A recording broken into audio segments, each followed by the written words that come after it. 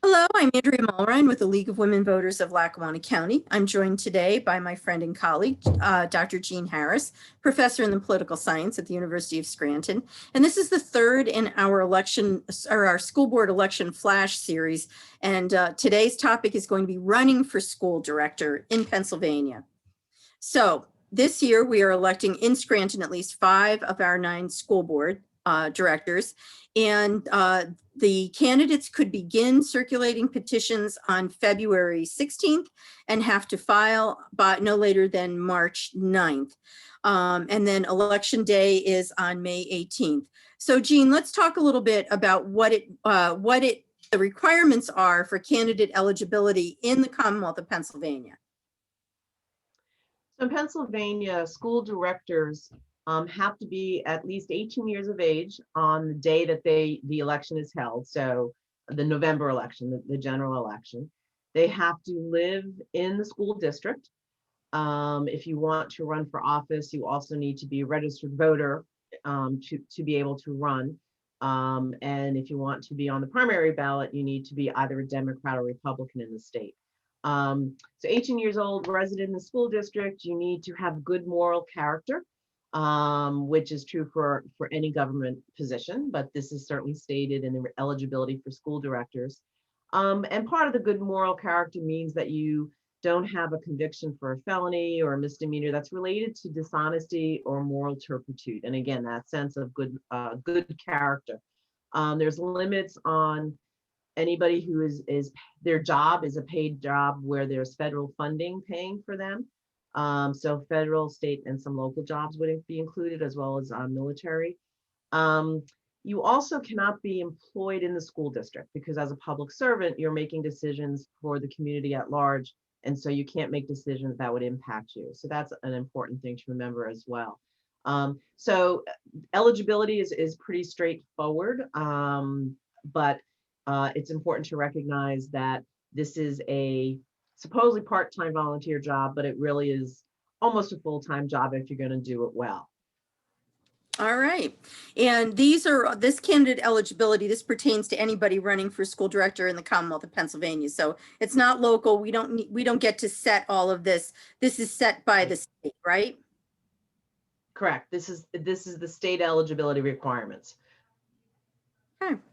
So then getting on the ballot, and I think this information is really important because it is supposed to be a nonpartisan position, but it's a little bit weird in how things are set up. So can you help people understand how they would get on the ballot?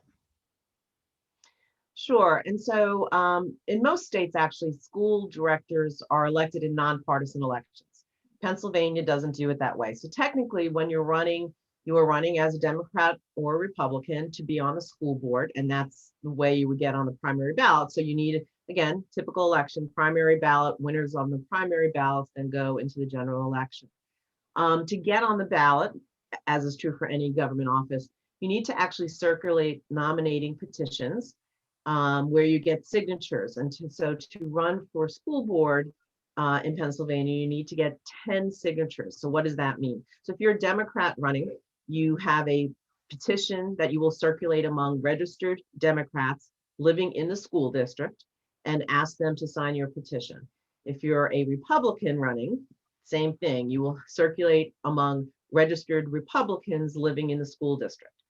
In Pennsylvania, though, to try to get out of that nonpartisan piece, because the job is really for the community at large and not representing one or the other political party, we allow folks to cross file.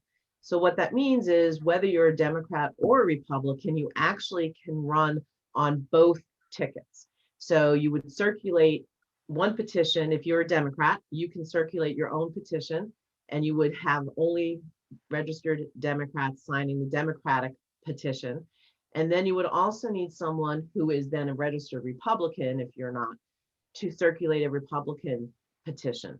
Both petitions would have to have at least 10 signatures on it, and then you would be on the primary for both the Democratic Party and the Republican Party.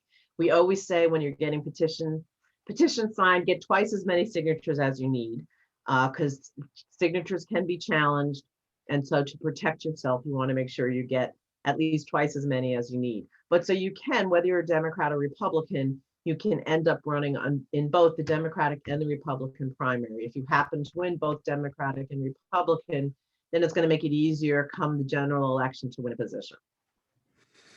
And so what will happen is there, and in the past in Scranton, and I can at least speak to Scranton because we've done so many things with the candidates in Scranton over the years. So we might have, say, 8 or 9 people who are running for school director, and some of them will be cross-filed and some of them may not be cross-filed. But it seems to be a distinct advantage when someone cross-files, because they could either win on one and not win on the other, but then they're still on the ballot in November. But then on top of that, if they win on both, so if you cross-file and you win both on the Democrat and both on the Republican, it seems like that's it. Like you'll get in November. That's what it seems to have been, at least in the past in Scranton. Does that kind of follow what your thought is as well, Jean? Yeah, practically speaking, it does make sense to cross-file. It's an option that you can take advantage of in Pennsylvania, and it does give you a better choice and a better possibility of winning a seat on the school board. So this year we've got 5 positions open on the Scranton School Board. School boards in Pennsylvania tend to have 9 folks, and 5 of them are elected in 1 year, and we do the school board elections in the odd numbered years when really we only have local officials running for office. And then 2 years later, in the same same municipal election, we'd elect the other 4. And yeah, it's practically speaking, it makes sense to cross-file. So when you're filing, so besides circulating the petitions, you also have to file your paperwork.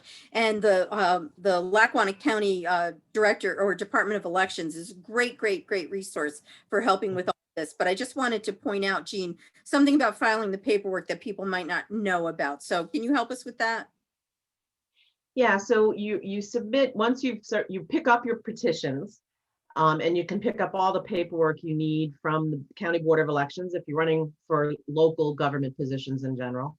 You also can download them now from your county election board's website typically. So you need to circulate your petitions, and you also, as a candidate, need to submit a statement of financial interest, and that really is, again, a form that you need to respond to. And both of those documents, originals, need to be filed with the County Board of Elections. But when you're running for local government, you also need to submit your statement of financial interest typically to the secretary of the governing body you're running for. So in this case, if you're running for the school district, you need to submit a copy, the original of your financial statement with the secretary of the school board. So the County Board of Elections gets the petitions and a copy of your financial interest statement, and then the secretary of the school board, in this case, would get the original of your statement of financial interest. It sounds complicated, but the Department of Elections is there to help you with all of this.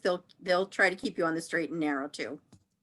So yeah, and they've got, in addition to having the paperwork, the forms, the petitions accessible online, there's really good directions, and they've got booklets as well that you can pick up from the county board to really walk you through all of these processes.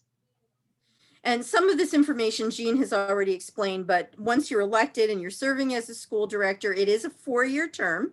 It ends the first Monday in December, begins and ends the first Monday in December after the municipal election, which always confuses me because I always think about things in terms of inauguration day in January. So that's a little bit different.